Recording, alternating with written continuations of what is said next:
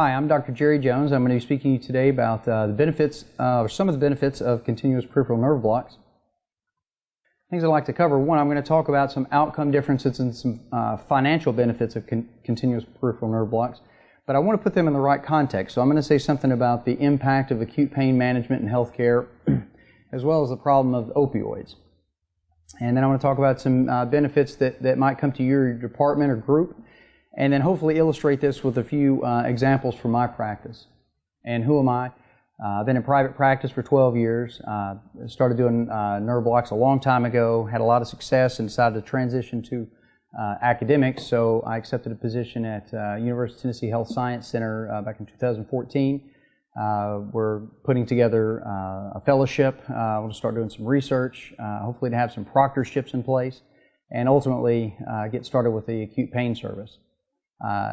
In my experience, I created my first continuous block program back in 2008, basically from scratch. Moved to another hospital, did the same thing again, actually left and came back, actually built that one twice, I think. And then I began consulting for industry back in 2011 around this same time. So in the manner of disclosures, I've done some consulting work for a variety of companies. I've also worked with companies in product development. I'm also putting together some patents for some products in regional anesthesia and ultrasound. But anyway, since that time, I've lectured and trained physicians in continuous nerve blocks and ultrasound, and in how to develop an acute pain service for several years. And right around this time, I started my own consulting company, CP&B Consulting. And the aim of this consulting company is to teach people how to do nerve blocks, but really then to learn how to implement them, implement these techniques into the entire hospital system, so that you really have success. And the basic view is to help the anesthesiologists out in practice trying to go from 0 to 60. I started without a lot of training. When I came in residency, we didn't have ultrasound. I had to sort of learn all this stuff myself. And I know, looking back, it's really hard to get started. It's very intimidating to try something new, and then try to convince your surgeons that you want to try to do something that you don't quite have mastered yet. That's uncomfortable. And it's hard enough to learn enough stuff in a short enough time to really make real steps and really be able to move forward. And there are a whole lot of ways to just kill your program. There's a lot more moving parts than a lot of people think. So when I say, we certainly have to work on talent and learning how to do the procedures, but I say that has very little to do with real results. You really need hospital-wide buy-in, and you need an implementation program. Anyway, now I'm in Memphis. It's a very busy trauma center. We're in the top 5 busiest trauma centers in the country. It's the Elvis Presley Memorial Trauma Center. And the number of cases and the complexity of the cases and the amount of acute pain that's going on in this facility is astronomical. The opportunities to do all kinds of things for people and to develop new protocols and procedures and new applications for different things are all over. So I'm going to kind of start with maybe how a lot of us anesthesiologists look at pain, or how we traditionally have kind of looked at pain. Historically, we're looking at just doing safe anesthetics, and that's the primary goal, and it still is. Pain control is not a whole lot of interest to us once they've gone through the recovery room. Maybe if they have an epidural, we'll continue to follow them or something like that. But poor acute pain management in the United States is a major issue. All of the callback studies show this sort of thing. Now, again, our efforts at controlling acute pain can be financially quantified, and some people might see that as a blessing, and some people might see it as a curse. I tend to see it as a blessing. But as we're going from fee-for-services to value-based purchasing, now it's not just, what are my efforts going to get my group and all of us? I really have to look at the whole hospital. I need to look at the financial savings for the entire hospital. And I guess I'll make this point too, just putting people to sleep, putting in tubes, giving morphine, trying not to knock their teeth out, any anesthesia provider can do that. And that just sort of getting by and not investing in acute pain, it may not be necessary, and some people can get away with that in some markets, but it's certainly not excellence. What I have seen in my practice is we have an enormous opportunity to influence patient outcomes and healthcare costs by optimizing acute pain management. And today, just continuing to use opioids really is inadequate. It's harmful and it's very costly. So why bother doing continuous peripheral nerve blocks? And I can say I've asked that question many times, and I've gotten a lot of reasons why people say they can't do it where they are, and there's various things that people point to. But what I can say is all of these examples that we have here, I can tell you if any of those really are your reasons for standing by, we can get past every one of those, I think. So really, why should we bother doing continuous peripheral nerve blocks? As I first said, patient satisfaction. I think giving patients a better experience because their pain control is better is worth it just in and of itself. But now, because of HCAHPS scores and the value of patient satisfaction and how we're scored on that, it really matters financially. In addition, I mean, we are in the safety business, and we can improve safety by having these tools in our tool belt. Mainly by minimizing pain and decreasing opioids. We can do all kinds of things. We can avoid bad airways in bad situations. We can keep the sympathetic nervous system turned off and all of the negative consequences of that. And again, by holding back on opioids, we can get rid of a whole lot of negative outcomes from those problems. There are certainly some effect outcomes that we have that have been proven. We're still early in the research about how we do our continuous nerve blocks and within what sort of a system and what multimodal analgesia and things we have. But there are certainly some short-term outcome differences that are proven, and some of the others, I think we're still a little bit early in the research to say where we really stand on those, but there are enormous opportunities. Beyond this, we can also decrease length of stay. There are a lot of people that are in the hospital only because of just pain, and we can convert a lot of those people to outpatients, or instead of several days of care, we can bring that in a lot shorter, and there's huge hospital savings with that every day that we take off of length of stay. There's also the logistic issue of faster turnovers. I mean, we have faster turnovers because either the patient didn't have to have a general anesthetic, or maybe they did get a general anesthetic but essentially got no narcotics.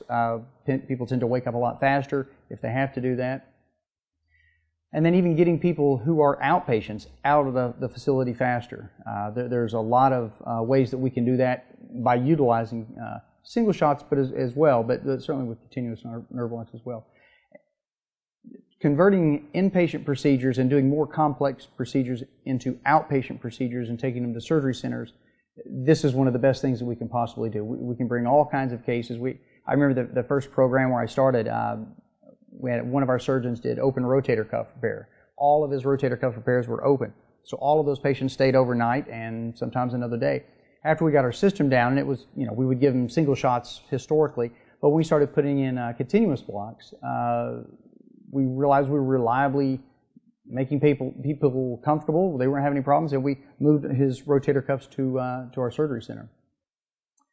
Another thing that happens with better pain control, and pain control that lasts as long as the pain is there, is it's a relief on the nurses. The nurses can get their job done. We calculated recently that we were giving back 15 to 20 minutes per hour to the nurses when they didn't have to worry about patients who were hurting all the time. And then when the nurses aren't running all around, trying to get things done, they're less likely to make mistakes, much more likely to enjoy their job, maybe not have turnover issues. But the patients are going to see that they're getting attention when they need attention. Certainly an important thing for me is job satisfaction. I love what I do. I'm not sort of clocking in and clocking out. The ability to take care of patients and really know that the extra efforts are making these sorts of differences, it's very satisfying. And I see that spread to the rest of my staff too. And then you can really have an enormous impact on the culture of your facility, because again, a nerve block is not just you doing something. When you're doing a continuous nerve block, now you're involving the rest of the team, the rest of the hospital. And those people see that they're part of the process too. And again, everyone sort of working together and sort of creating this team sort of feel, all that's very satisfying. And another thing that is, as anesthesiologists, really got to keep in mind is the image of us as individuals, as physician anesthesiologists, but our department in general. When we're able to do things for the hospital so that their outcomes are better, their length of stay is better, their HCAHPS scores are better, we get a lot more attention from that. And that allows us to then be in a position to get into key leadership positions, sort of to have a seat at the big boy table. We get to make the decisions and things. And it also has something to do with becoming an indispensable service. There are a lot of anesthesia providers out there. There are a lot of different companies out there. When you're looking at trying to stand apart from others, being able to do these sort of things, I don't know of a better marketing tool that you have for your group. The other thing is your image with surgeons. Some of us as anesthesiologists have a great image. Some of us, we don't have as great an image. Maybe we're not involved in the care of the patients or all the details as much. We can always get along with the surgeons and we're friendly and those sort of stuff, but I can tell you in my experience, when I really started diving in and taking care of patients and following through and taking care of them on the floor and at home and doing a lot of things like this and moving, I can tell you there was a distinct difference between that sort of, they appreciate what we do and becoming a partner with the surgeons. It's not so much surgeons, oh, you can't do this and you can do that. And you really feel this partnership role a lot more. And then again, this makes a huge impression on the public. We just have a few minutes with patients ahead of time. We might have a few minutes with them after where they kind of remember us.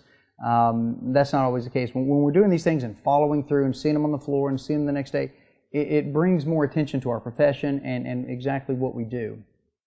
We have an enormous opportunity to change patient outcomes, patient satisfaction, lowering costs in the hospital, and minimizing opioids and all the adverse drug events. So how do continuous nerve blocks do these amazing things? How do we get these benefits? Well, one, again, this strategy actually works. It's not just handing someone a Tylenol and saying, I'm sure that'll be fine. It's dramatic pain relief, especially when it's a surgical procedure where we're covering the entire area. And because of this, we can dramatically decrease the utilization of opioids. When we do that, we totally change the game. And again, because it's a continuous block, they last as long as the pain does. There's an inflammatory response from the surgical stimulus or from the trauma that's occurred. And that's going to be 2 or 3, 48 hours, 72 hours or more. And it's not like a parachute that drops and brings you halfway down and cuts off when somewhere in the middle. The pain lasts as long as it needs to last. And because it's a catheter, it's not a sort of set it and forget it. You're able to turn the rates up, you can turn them down, you can hold them at different times. And I can't tell you how many times that I've been with patients and realized that, whatever rate that they happen to be, just going from an 8 to a 10 or giving them a short bolus or something like that's enough to get them through. Whereas if you just do a single shot, it is what it is, and it wears off and it wears off, and there's not really another way to modulate it.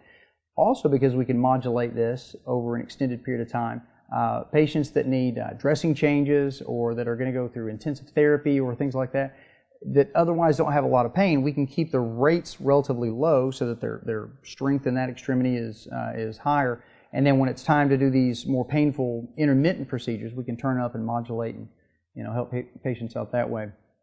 There's a tremendous safety profile with continuous nerve blocks, and honestly, the safety profile with continuous nerve blocks is essentially the same as single shots, and I think you might even be able to make the argument that the safety of continuous nerve blocks is even lower, but you could certainly say it's the same. So I would say if you're bold enough to do single shot nerve blocks, there's really not a lot of reason not to delve into looking at continuous nerve blocks. Another tremendous advantage of continuous blocks, they work, and there's not so many limiting side effects like you have with nonsteroidals when you have patients that are hypotensive or they have some renal insufficiency. You're really worried about how much can I give and how often. And certainly with opioids, the side effect profile of opioids is really probably the biggest focus in continuing therapy with continuous blocks. Again, with single shot blocks, just like when you do with continuous blocks, you're putting in usually a bolus or a large bolus at the beginning, and then you're watching for toxicity, and then after a short period of time, after a single shot, you've pretty much run through that window. With continuous nerve blocks, people are sometimes concerned about an accumulative effect. I think practically that's very, very unlikely. I've probably placed over 10,000 catheters, and I've rarely seen this happen. And the good news about the way it's going to happen is it's going to slowly manifest. So if you have a good patient education process and you're engaged with the patients, anyone that says I have ringing in my ears or a metal taste, it's not like something terrible is about to happen. It's going to take a long time for anything to manifest. So what I tell patients, when you get that, let me know, let the nurse know. All we're going to do is clamp the tubing for a little while. When it goes away, we're going to turn it back on at a rate that's a little bit lower. So it's not like something's going to suddenly happen. That suddenly happen thing is really when you put your large bolus in, like you would do when you're doing with a single shot block.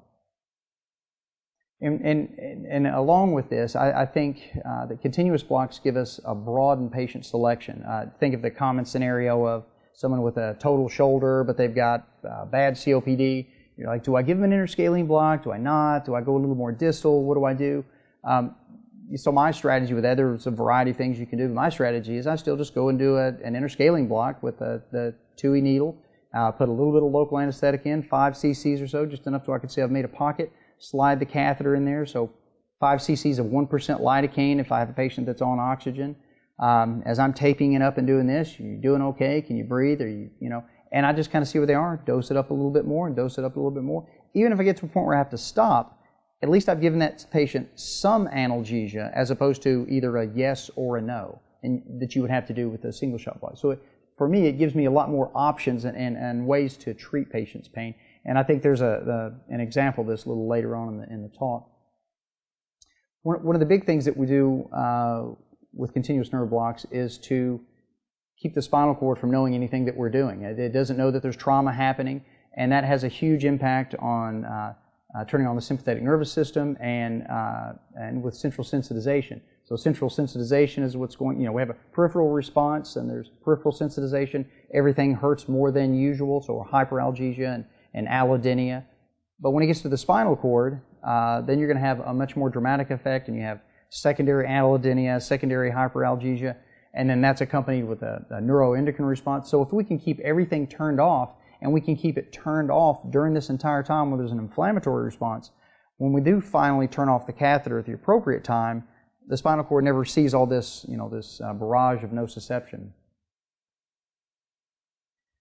I know some people might look at this differently. I certainly see that there's optimization of rehab and recovery. I mean, you can certainly say if a patient has an X-lap and you have an exploratory laparotomy and they're not breathing well, if you have tap catheters or subcostal tap catheters in, they're going to breathe better. They're going to take deeper breaths, maybe less likely to have atelectasis and pneumonia and things like that. Some people will make the comment about, well, it gets in the way of rehab because they can't walk, and that's sort of a story in itself.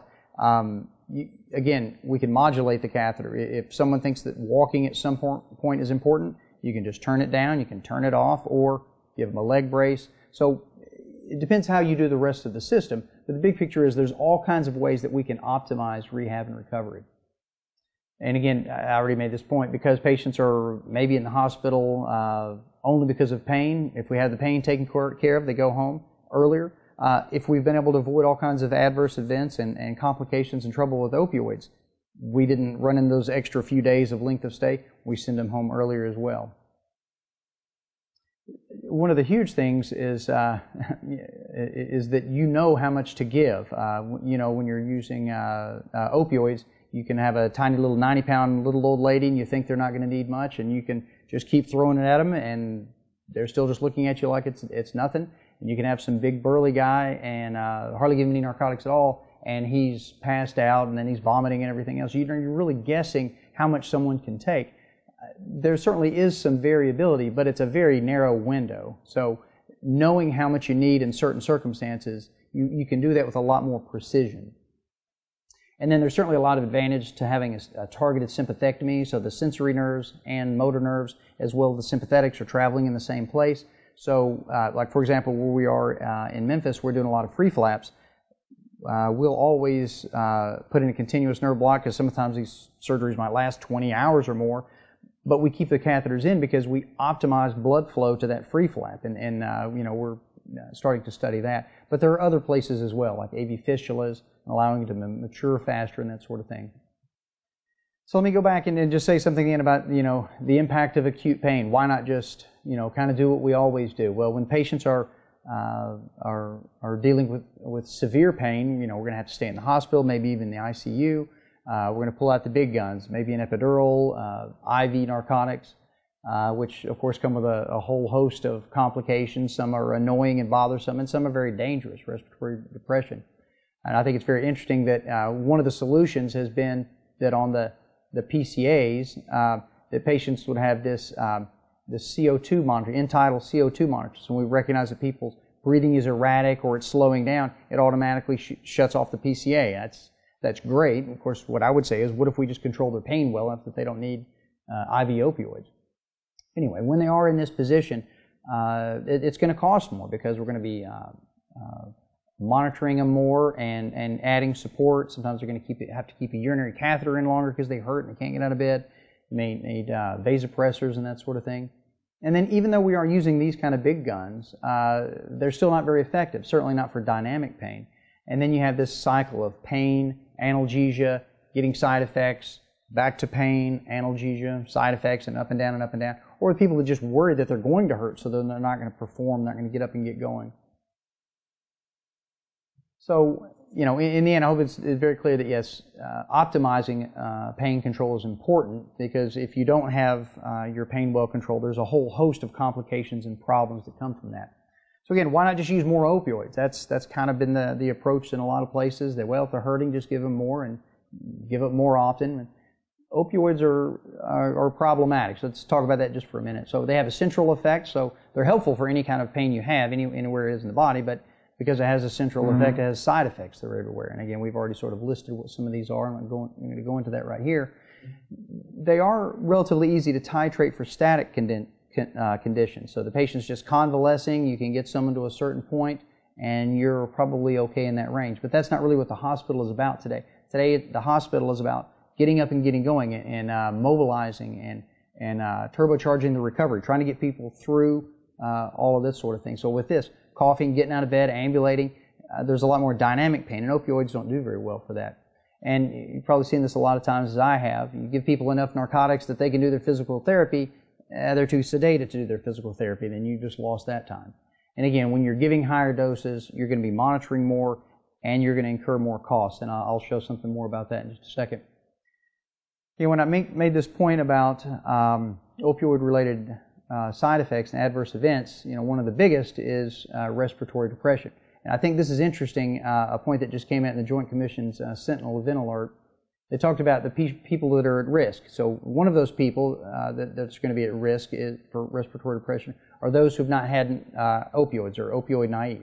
But interesting, 2 slots down, the other patient that's at high risk is the one that has increased opioid dose requirements and habituation. Because those that are hurting more, you're worried about how much you're going to give them. You're going to give them some more, you're going to give them some, or they're going to give them too much, and that sort of thing. So, having the patient that has just enough opioid use, I guess, is probably the optimal. And I made the point about cost, and that's what this study by Oderda describes. He's done this in a couple of different studies. But basically what they found is that when a patient has an adverse drug event, opioid-related adverse drug event, it increased their cost by over 7% and increased their length of stay by over 10%. And then, of course, the patients who's likely to have these opioid-related adverse drug events, it's the ones that are taking the higher doses of opioids. So there really is a cost associated with them. And then the other public health issue is this. When we realized so many years ago in the 90s that people were hurting, it was important to treat their pain, and we didn't have to worry about people becoming addicted as long as they're taking it for pain control. We started giving out more and more prescriptions and really be cognizant of pushing opioids more to take care of pain. But at the same time, what happens right along with that is opioid-related deaths and complications rose right along with it. So again, just giving more opioids is not the solution. So what about single shots? I've sort of mentioned this already.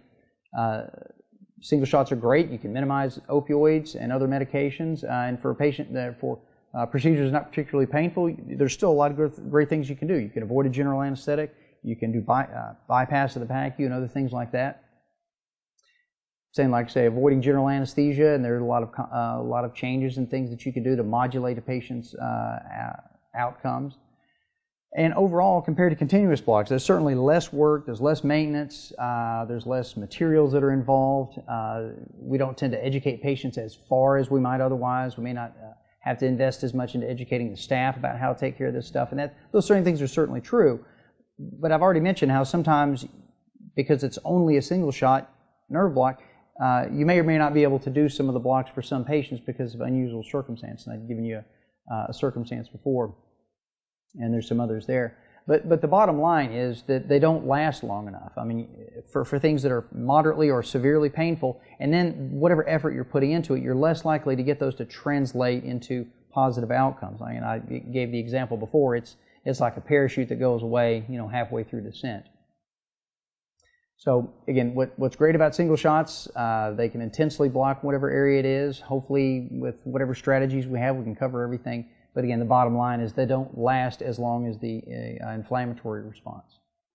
And this is one study that kind of makes the point about with single shots or going all the way to the big guns like an epidural. So this is in the GYN literature. In this study, basically what they're doing is implementing an ERAS program, and they were looking at the different options that they had for pain control. So they looked at PCA was what they always did, and they would do a single shot tap block, and then or they would choose to do an epidural. And what they found was the single shot tap blocks, they used less opioids than the PCA, but it was only on the day of surgery. And with the epidurals, they found that they used less opioids through post-op day 1 and post-op day 2, and they had better pain scores, but it interfered with their ability to ambulate, and a lot of patients needed more pressors. So again, the bottom line is that single shots, I mean, this is a good encapsulation of it. Single shot blocks, the difference sometimes that they make is not clinically significant or certainly not clinically relevant. And then epidurals, they may be equal in analgesic ability with continuous nerve blocks, but they're much more likely to interfere with recovery and that sort of thing with the side effects. And what I say is in this study, what if they had just used continuous tap blocks? I think their outcomes would have been a lot better. So economic considerations. So the piece that everybody really looks at is pain control. So we know in the HCAP scores, I'm just going to point out two things here. One is efficiency. That's what's the new category. It's how much money are you spending per patient. That's going to be involved in whether we're in these HCAP holdbacks, whether we're going to get our money redistributed back to us or not. But this is the newest category, is efficiency. How much do you spend on patients? And the other is just HCAP scores, which a lot of it is patient satisfaction sort of thing. And these are the categories. And you see pain is right there. It's a very clear thing. There are very clear questions that they ask. And even on the CMS website, they make this big point that if CMS is holding back 2%, if you really calculated 25% of the score is from HCAP scores, and this is one of so many categories that this percent that you're affecting is really significant, it is. But the point I'm going to make is it's not just pain control. Because when the patient has good pain control, suddenly communication with the nurse is better, communication with the physician is better, the ability to understand your medications and what's going to happen at discharge. So it has this halo effect. So we may be affecting more like 25 or closer to 25% in that particular category. And I've already given examples of how if we can avoid narcotics and we can get people out faster, use less resources while they're in the hospital, we can affect the number there. And then we're theoretically climbing up close to more like 50%, possibly. And again, now that we're in the volume-based world and we're moving away from volume-based to value-based, we've got to find ways to accomplish more. We have to decrease costs, increase patient satisfaction, and minimize complications. And we've outlined a number of ways that we can do that with continuous nerve blocks. Ultimately, we've got to do more in less time. We need to open up more beds for more patients to come in. And then we have to maintain our business. Now we're competing with every other hospital around even more so. We're going to find ways to attract more business. And again, I say, I can tell you from experience in multiple locations, having an acute pain service that makes this kind of difference will start affecting where patients want to go for their health care. I've literally had patients cancel a surgery that they have next week in another city nearby, find a surgeon at my hospital, and decide that they're going to have the case done with us because of something that they've heard at church or when they got their hair done or something that they've found out in the community. Anyway, the other thing that this does, when pain control is much more reliable, we're able then to change a lot of downstream processes. When we do that, we can much more likely get rid of these patient outliers that really are sucking up a lot of extra resources. So there's a few other financial considerations to consider. Again, I've already talked about how we can shortened length of stay. It's not just that the stay is shorter, it's that, again, in the meantime, we didn't have to send that patient to the ICU intubated. We didn't even send them to the ICU at all. So we have a shorter stay, but we also decrease the acuity of care, and then it costs less even in that truncated period of time that we have the patient. And again, a lot of this is from just decreasing opioids. There are also facility fees. If we do the procedures, we can bill for those procedures, whether they were hospital employees or independent. When the surgeon, whatever it is that they're going to do for pain control, it's bundled in, so there's no other modification for that. I already mentioned how you can do more complex surgeries in outpatient surgery centers, and how you can optimize patient throughput and improving resource utilization. And ultimately, this decreasing complications and adverse drug events, that's an enormous outcome difference. And again, we shouldn't overlook the positive PR that we have with patients. Again, most people in the country don't know that we're physicians. The more impact and the more one-on-one communication that we have with patients, and they know who we are, and they know what we're doing, and they know that we are making a difference for them, I can't see how that's going to turn out poorly for us. And I've actually seen this too. When you're attracting, or you're trying to recruit surgeons to your facility, when surgeons find that there's already an established acute pain service, there's a lot less stuff that they'll have to worry about, and it's a well-oiled machine, you're much more likely to bring that sort of business in as well. I've seen this numerous times where people have collected the data. They had their previous data on patient outcomes and cost, and then they implemented a program. They collected that data and they took that back to their insurance carriers, and they were able to negotiate for better prices for what they're doing, this sort of thing. And again, ultimately, when we have a unique service, it's relatively unique now, it's very lucrative for the facility. If you have a stipend that needs to be negotiated, or your contract is getting looked at, or there's another group that's looking at taking over your facility, again, or you're in that facility and you want to expand to others, when you can point to doing these sorts of things, I don't know of a better marketing tool that we have. So I'm going to bring up a couple of, I say that we really can decrease costs by how we control acute pain medicine, or acute pain control. This is a study. Basically, what they did is it's basically a fast track for hip fractures, and ultimately they would see the patient immediately and have a fasciolac catheter with him within 2 hours. They would get him to surgery quickly. Ultimately, when they did this, they found that they saved the hospital $2,350 per patient. Now, that sounds great, and 5 or 10 years ago you would say, well, so what? I got $90 for doing that catheter in the middle of the night. Why would I think of doing that? Well, this anesthesia group, they went to the hospital and said, look, I can keep doing these kind of things, but it's not something that's sustainable. If you want me to do this, we're going to need help. They negotiated with the hospital, and every block that they placed, they negotiated for part of that fee. The hospital also helped with other things that they need for facilitation and that sort of thing. So if you got your $90 plus several $100 more, and everything was organized, you can get all this done in 10 or 15 minutes, I mean, maybe that makes a difference in what kind of things that we think we can continue to do. Fast-tracking patients, this is very easy. This is an often quoted study by Brian Williams. Basically had about 1,000 ACL procedures, and they did the anesthetic 5 different ways. One of them was a single-shot block, and one was with a continuous block and spinals and on. Ultimately, they were able to cut PACU stays to 18%, meaning 100 patients normally went to the PACU, now only 18 go to the PACU. The others were fast-tracked through. They could only go from 98 patients from 100 patients to 98 patients when it was just a general anesthetic, as you might think. Well, that's great. Well, what difference does that make? Well, ultimately, with this small group of patients, with cutting down PACU time and readmission rates, they were able to save about $100,000. And if they had then done that to all of these patients, that would be a significant amount of money in a short period of time.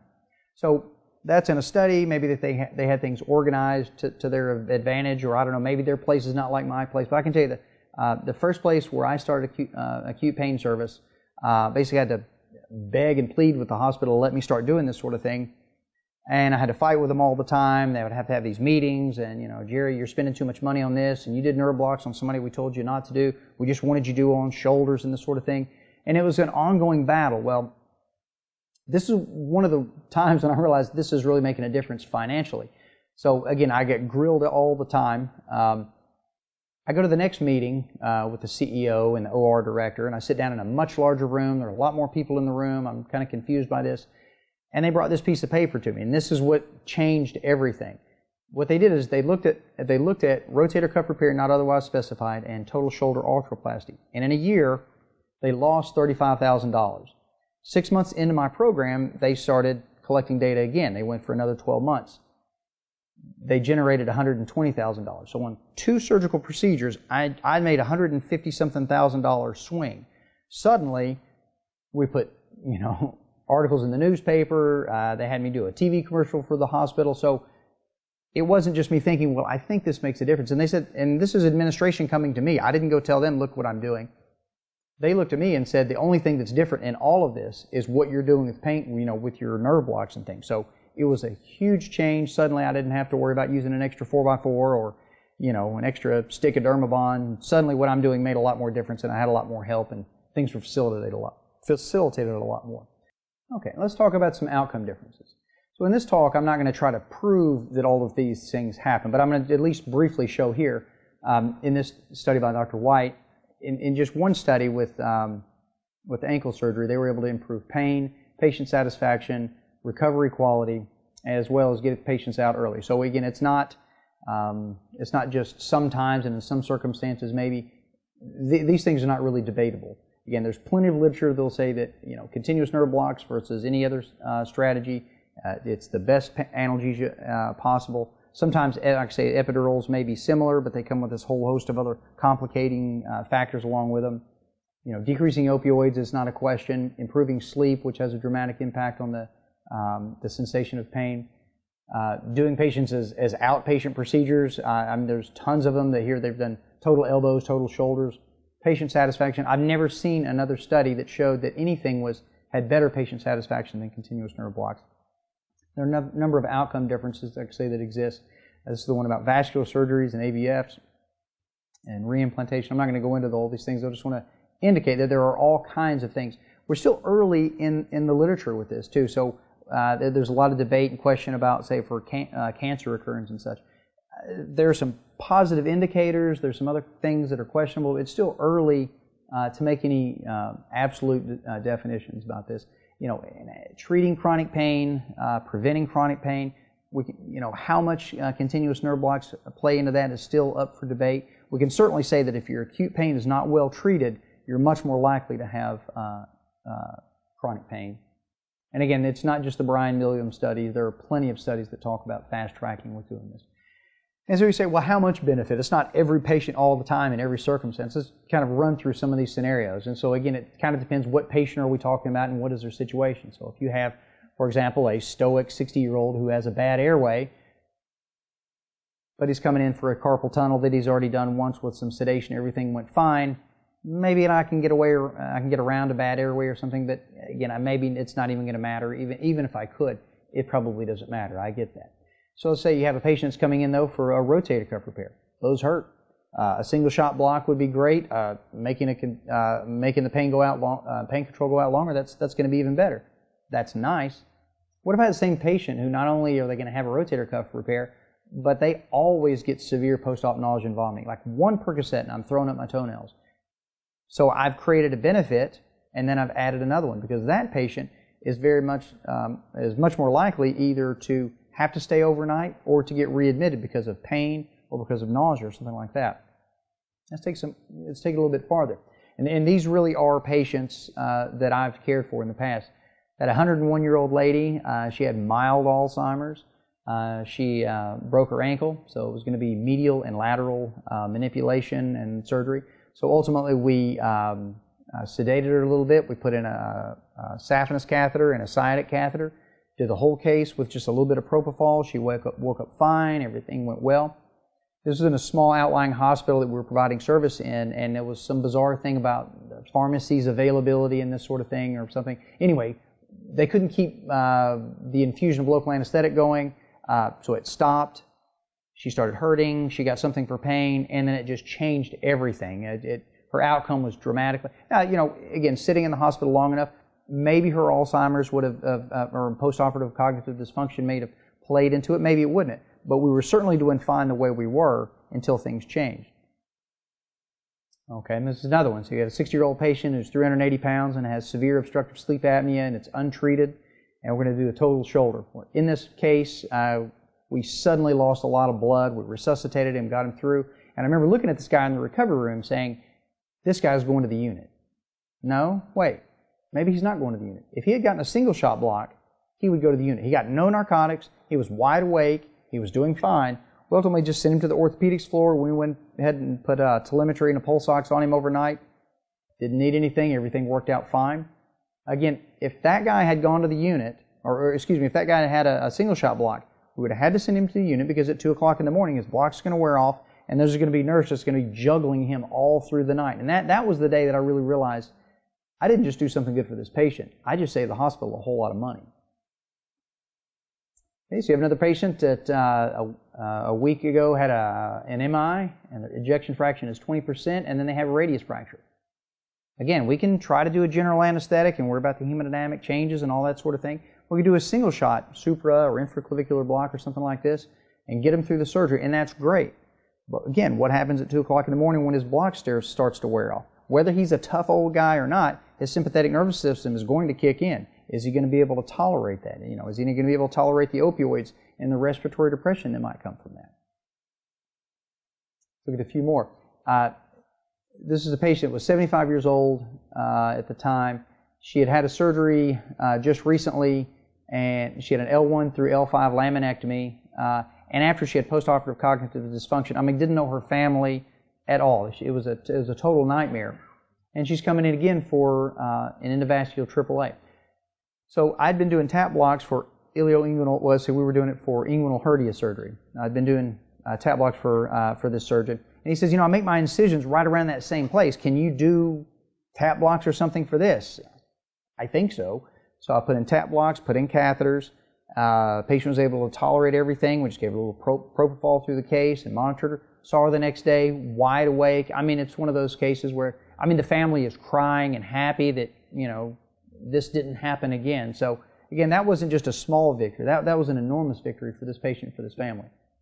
There's another case. 80-year-old female, wears oxygen at home, just got over a COPD exacerbation and was extubated and has malignant hyperthermia. It's not an oral boards question. This really happened.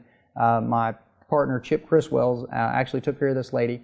He ultimately put in an interscalene catheter for a proximal humerus fracture. I think she got 1 cc of Versed, 50 mics of fentanyl, no problems at all through the whole case, didn't go to sleep, everything's fine. He goes to round on her the next day or two. Someone had clamped off her infusion for her continuous block and started a PCA. I think he said she came in the room and she was gray or some uncomfortable color. Anyway, he resuscitates her, stops all this, gets rid of the PCA, turns the catheter back on, never had another problem after that. This really is the last one of these. The 60-year-old patient that's in congestive heart failure, wears oxygen at home, he's untreated obstructive sleep apnea, non-operable coronary artery disease, and he's on Plavix. And we have to do a BKA for a gangrenous foot, and he's starting to become septic. Okay, so in this case, I did a femoral catheter and a sciatic catheter, just gave him a little bit of propofol, really just a little bit of something to keep him comfortable and relaxed, got through the whole case. Again, the same thing. We're not going to do a spinal in this case. Maybe I could have done a single shot block or something like that, but again, what's going to happen at 2 o'clock in the morning? He went through this whole procedure, we kept the catheters going, never took any opioids, maintained his respiratory status, didn't have any complications from that. So another guy, he had less than 24 hours ago, he had an open cholecystectomy, and he's going right now, he's got a continuous block. He had a continuous paravertebral block, he's going home within 24 hours. He looks like a family member to me. So another patient that had myasthenia gravis, they were doing a full sternotomy for a thymectomy. I talked to the patient about putting in a nerve blocks under his pectoralis major muscle to get the anterior branch of the intercostals. So we did this ultimately at the end of the case. This patient had a full sternotomy, and you're really worried about him getting weak from a number of reasons. Never took any narcotics. In the recovery room, he could take deep breaths, he could cough, he was doing fine. I think he wore a nasal cannula for a day or two. That was his outcome. This is another very interesting case. This lady was a 70-year-old after a car accident. She had right rib fractures, left rib fractures 1 through 3. She had a left scapular fracture that was also causing pain down into her left arm, and she had pulmonary contusions. What made it interesting for me as well is she had a C1 anterior arch fracture, so I had to be very careful about manipulating her neck or not manipulating her neck. So the situation was this. So we got called to the TICU about this lady who's having all this trouble. She was having poor respiratory effort, and her SATs were getting low, and she was potentially going to get intubated. So what she says, well, taking a deep breath doesn't really bother me so much. It's this thing in my back, it's killing me. So we convinced her, so well, look, this is what's going to happen if we don't do something. So we did this multi-level extrathoracic continuous nerve block on the right. So let's just put this in and see if that does a little bit better. Maybe you'll breathe better than you think, and all this sort of thing. So I can run back to the trauma OR and get things done. I come back to check on her a little bit later. Well, by then someone had increased her PCA to a stronger dose, and the patient is basically over-sedated and really having trouble with her pain. So at this point, got rid of the narcotics, had to wait for her to wake back up again. When she woke up again, I decided to intervene on the other side. So again, the thing that was bothering her the most was her scapula, so I did a suprascapular nerve block with a catheter. And then I also did a paravertebral on the same side. So if you see, she has 1, 2, 3 catheters attached to her. So within short order, the patient was wide awake, taking deep breaths, coughing, visiting with her family, and she went from, I can't believe I'm here and this is terrible, to I'm going to go back to my town and tell everybody about you. This is amazing. This place, the way that you're caring for me, I really, So it was a huge outcome difference for her. And then just within a couple of hours, she left the TICU and went to the step-down unit. So this is a patient who was about to get intubated.